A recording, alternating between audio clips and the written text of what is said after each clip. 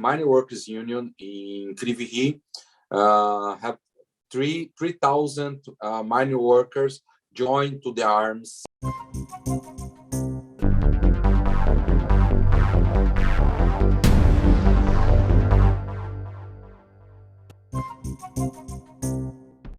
Hello, my name is Stanley Heller. Welcome to The Struggle.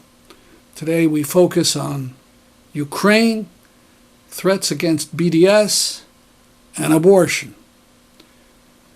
We begin with part of an interview I did on June 22nd with a Brazilian labor leader who went on a union delegation to Ukraine to meet with labor leaders there. His name is Herbert Claros de Silva. We met with rail workers from Ukraine, based in Kiev and Kharkiv, these cities. We met with nurses, teachers, and metal workers and mining workers union from Krivihi. This is the most important union in this meeting because Krivihi is a city, is important, still minor city, and very close to the battles line, battles front. Is 16 kilometers to the front line for battles in the east of Ukraine. This is important unions. The most unions in Ukraine are now supporting the resistance against the war.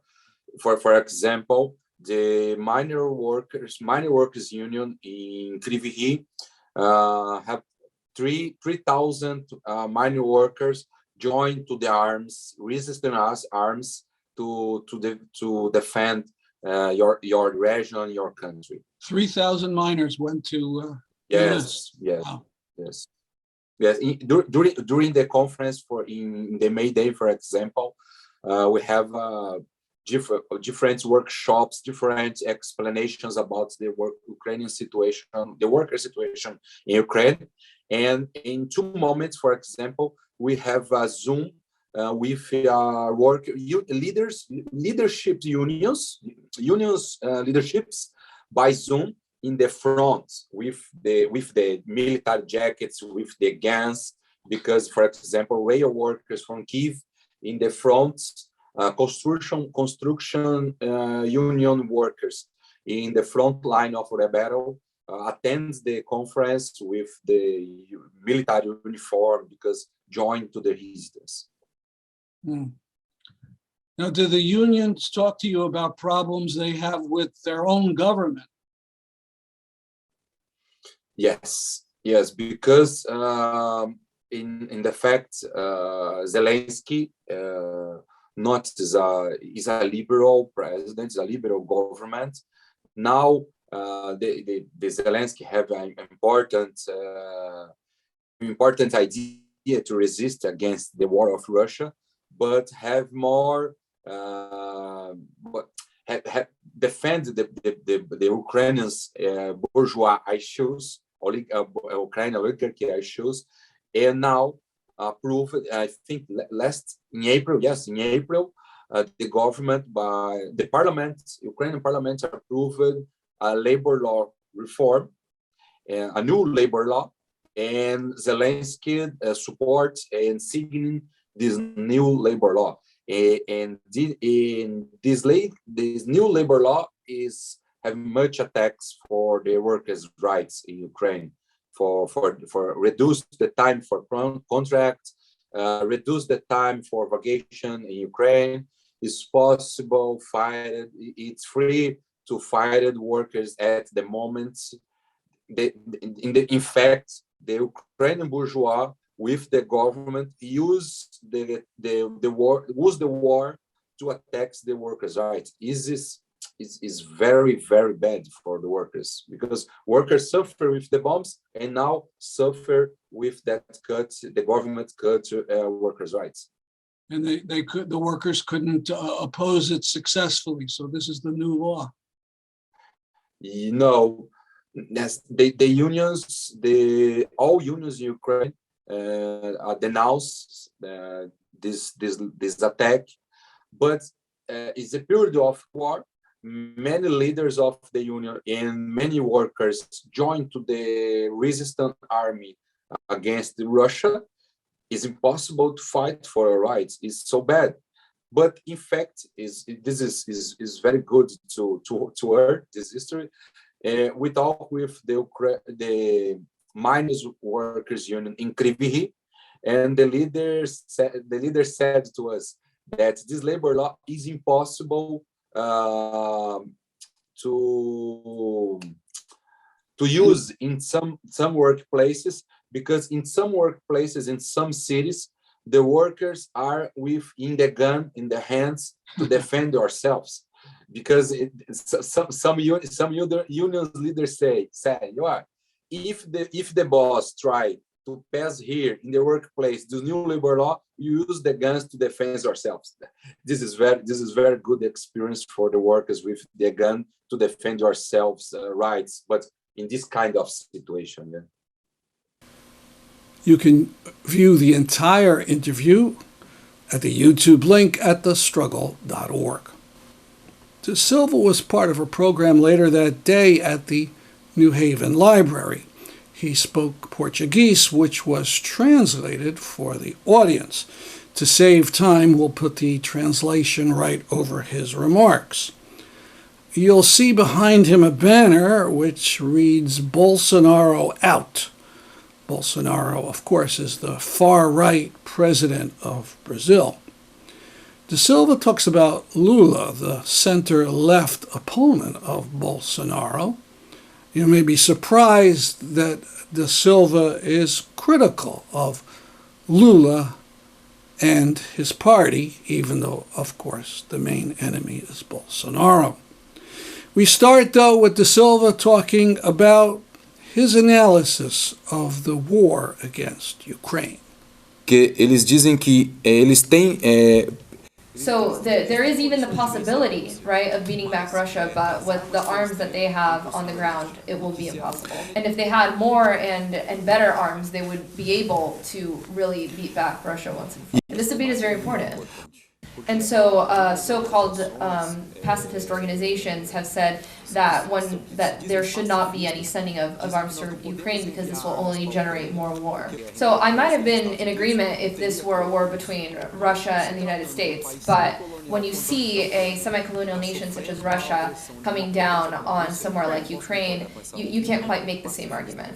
And so walking around Ukraine and speaking to workers, what I was seeing was an economic situation that is actually quite similar to what we see in Brazil. And so if Brazil were attacked in such a way, I too would take up arms to defend the rights of my country. And that's how the workers in Ukraine are feeling today. And so there has already been in the Donbass region since 2014 this sentiment, given how they have already been under this kind of rule since that time. So in the parts of Ukraine that are under martial law, not only is there no independence to the unions there, right, but political parties virtually non-existent and don't have their independence because they are already under and controlled by the Russian separatists. So that is the fear of the rest of the Russian people. They see their comrades that have been, right, already lost all of those rights, and they think that if Russia wins, they too will be in that situation where their political structures and worker-led struggles will no longer be independent and able to act for themselves. And so that is why we are in favor not only of sending arms to the Ukraine, but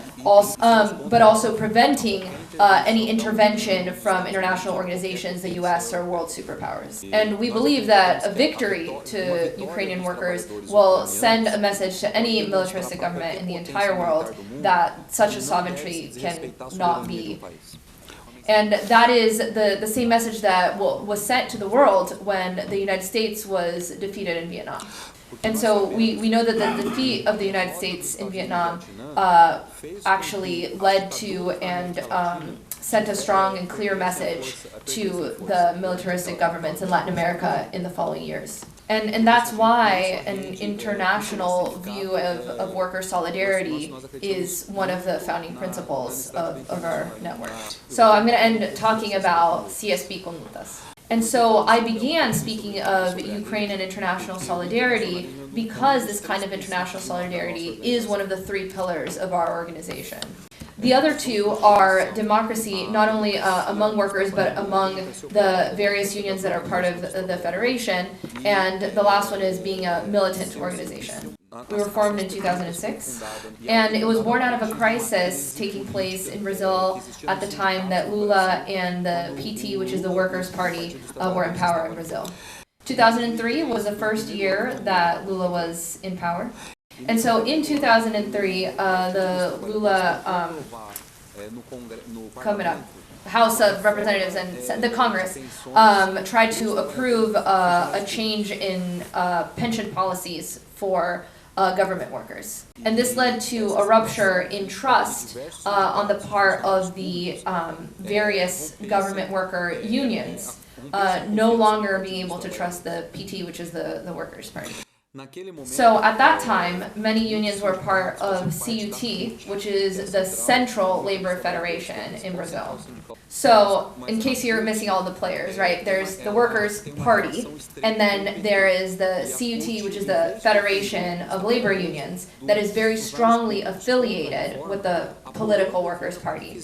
And so instead of standing up for the various workers whose pensions were being destroyed, right, the CUT sided with the Lula government saying, you know, okay, we're going to go ahead with this reform.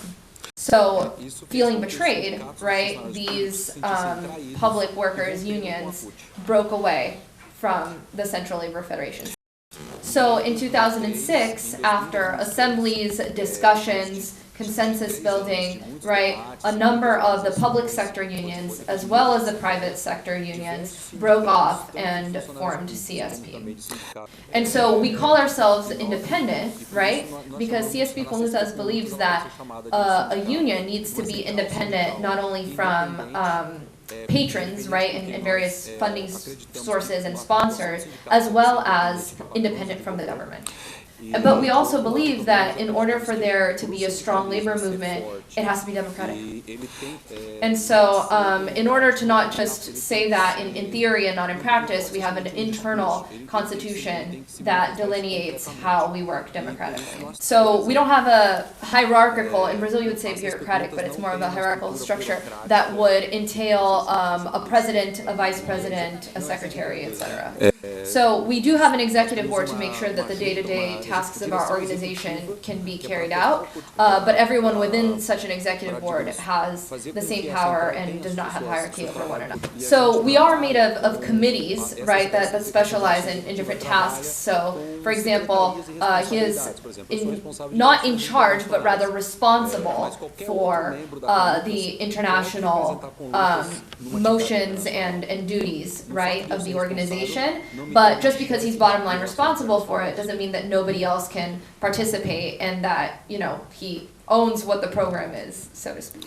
So the other thing that we have in our constitution is that we have to reflect the reality of what is capitalism in the 21st century.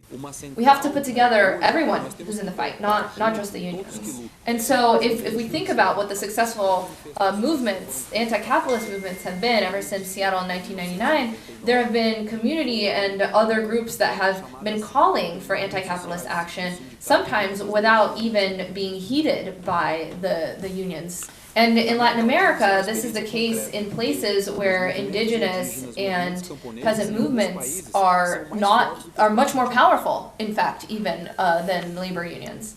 And this is true in Brazil, where the indigenous movement, the movement of folks without homes and folks without land, is very powerful. And so in our federation, right, we see that labor unions are on par and have equal voice with these other social movements and social organizations. Another really important example of our internal democracy that I would like to share. We have conferences every 3 years, but on a 3-month basis, we also call together a national assembly. And so, because we don't believe that our executive board should be able to vote up or down motions that are critically important without that being spread out to the larger membership. And so every 3 months, we call it the coordination meeting on a national level. So the representatives from the membership, right, that come to hear and vote on these resolutions, they're chosen on a rotational basis. So it's not always the same person who gets sent to vote, which also allows a way to maintain the internal democracy. So there were 300 representatives from all over Brazil who came in May to our most recent assembly. And so for us, in these kinds of meetings is where the whole organization's trajectory, right, for the next year gets decided. More in a future program. These are pictures of Putin's war. A shopping center burnt with a missile in Kremenchuk, Ukraine, and the Polytech Institute sports complex in Kharkiv with a before and after picture. Now notice of an event coming up on Sunday, June 10th at noon Eastern, online. Simon Pirani will be talking about an event in Ukraine in 2014 that most of the left misunderstands. What Ukrainians call the Revolution of Dignity and what Putin says was a fascist coup arranged by the U.S. Pirani is a historian and environmentalist who has written several important books. The event is online. The registration link will be up at pepeace.org. Last note on Ukraine. The Russian government says it has evacuated nearly 2 million Ukrainians to Russia. The Ukrainian government says over 1 million were deported against their will. Last week, a U.S. court upheld an Arkansas law about BDS. The case involved the Arkansas Times, a newspaper that refused to pledge that it would not boycott Israel. The newspaper wasn't boycotting Israel. In fact, it had never written on the subject. But it was a matter of principle. The staff did not want the government to tell it what it had to say. As a result of the newspaper company's refusal to make a pledge, the University of Arkansas Board of Trustees discontinued ads in the newspaper in accordance with the state's so-called anti-discrimination law. The Arkansas News then sued. The appeals court, headed by a Trump appointee, ruled that the case was not a matter of free speech at all, but merely a commercial activity. Max Brantley, senior editor at the Arkansas News, wrote that the court apparently thinks that the Boston Tea Party was not speech, but an economic activity. The case will be taken to the U.S. Supreme Court, but its decisions are so vile we'll tremble at what they'll rule. And believe it, this anti-boycott law will not just be used against human rights activists. It will be the template for copycat laws to suppress climate activists and gun control activists and other progressive movements like unionism. I've been a union member for 40 years, but I want to criticize the national union's leadership for ignoring the right to boycott. Unions have used boycotts against scab goods for over 100 years. For example, think of the boycotts of Cesar Chavez against lettuce and grapes. The AFL-CIO even has a boycott list on its website, but it isn't doing squat to defend the right to boycott Israel.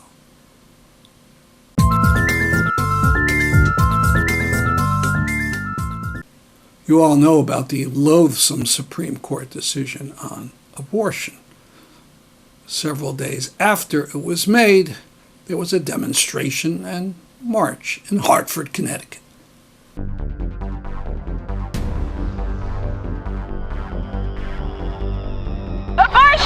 healthcare! Abortion is healthcare! Healthcare is a right! Healthcare is a right! Wait, let's everybody make sure everybody talks. What's that old hat? Black Lives Matter! Our lives matter! Black Lives Matter! Our bodies matter!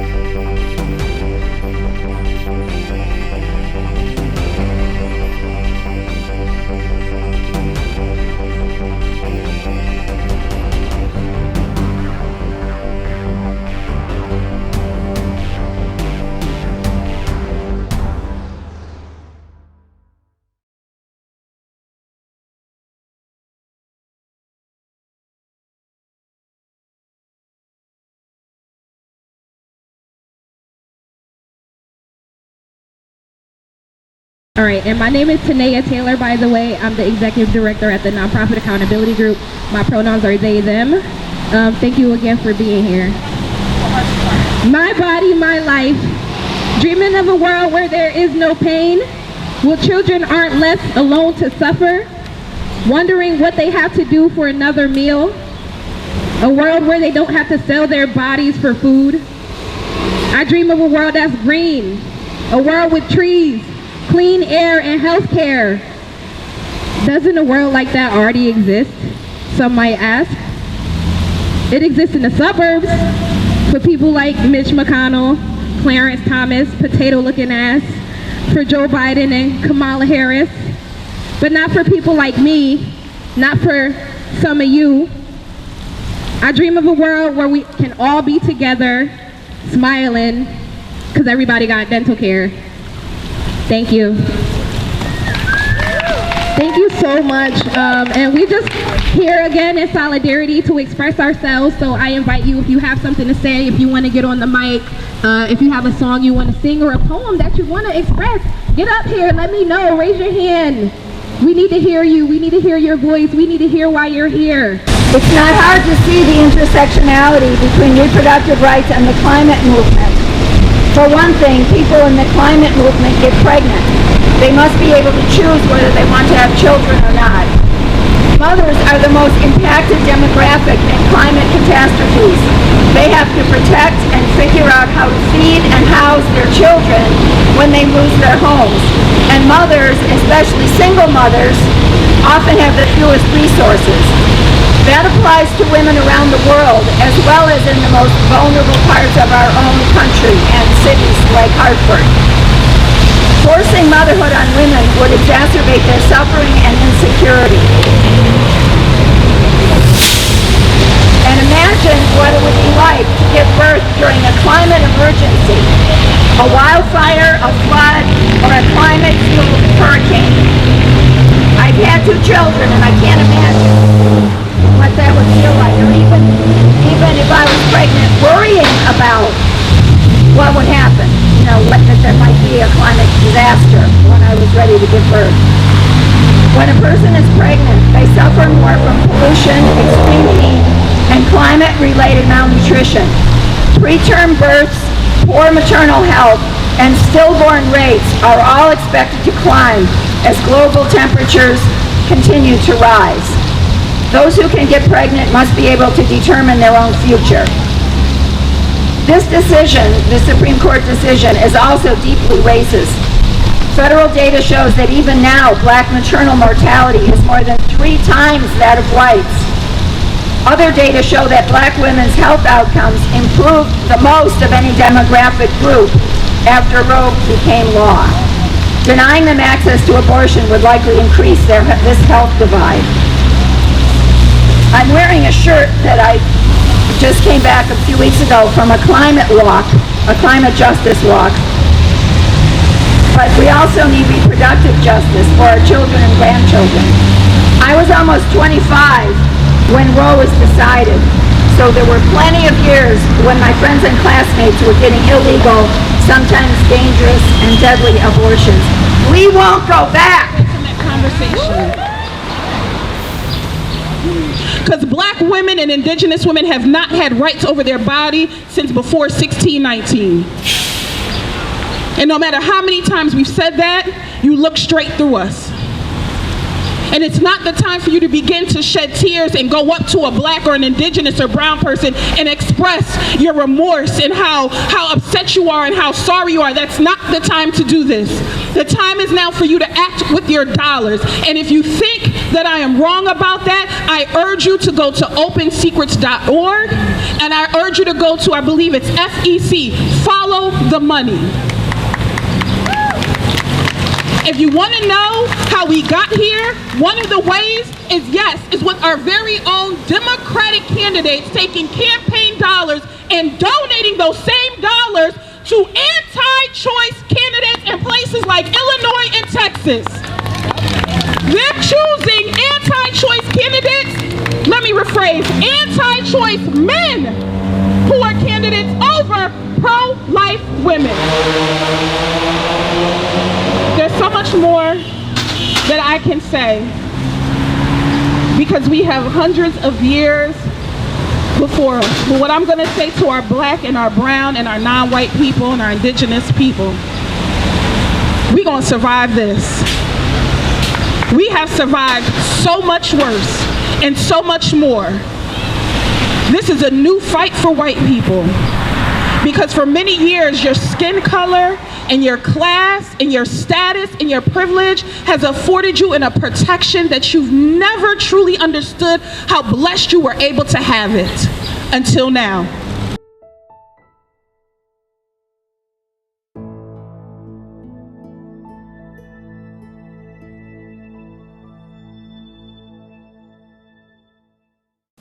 That's our program for today. See you next week at this time. I'm Stanley Heller for The Struggle.